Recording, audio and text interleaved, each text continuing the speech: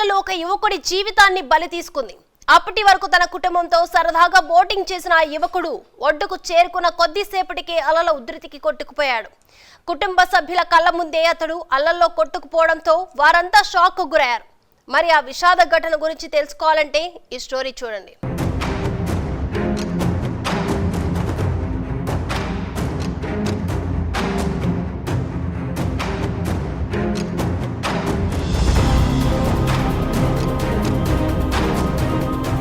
మెదక్ జిల్లా రామాయంపేటలోని ఎస్సీ కాలనీకి చెందిన టంకరి రాము తన కుటుంబ సభ్యులతో కలిసి వేసవి సెలవులను ఆస్వాదించడానికి ముంబైకి వెళ్లాడు.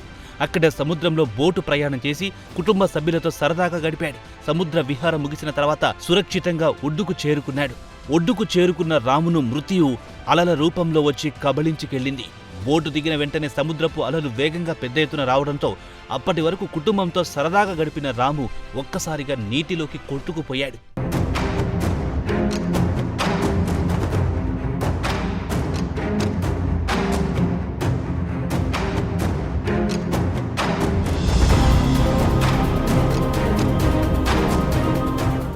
కళ్ళెదుటే ఈ ఘటన జరగడంతో రాము కుటుంబ సభ్యులు ఒక్కసారిగా షాక్కి గురయ్యారు.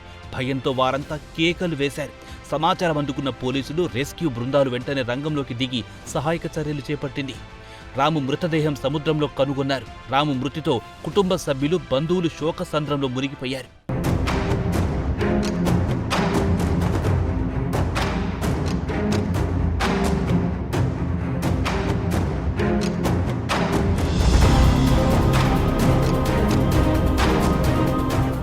రాము మరణ వార్త తెలిసిన వెంటనే రామాయంపేటలోని విషాద ఛాయలు అలుముకున్నాయి. చిన్న వయస్సులోనే అతడి నిండు జీవితం ఆకస్మికంగా ముగిసిపోవడంతో బంధుమిత్రులు, గ్రామస్తులు కన్నీరు మున్నీరయ్యారు. రాము మరణం అతని కుటుంబానికి తీరని లోటును కలిగించింది. కుటుంబ పెద్దను కోల్పోవడంతో వారి భవిష్యత్తు ప్రశ్నార్థకంగా మారింది.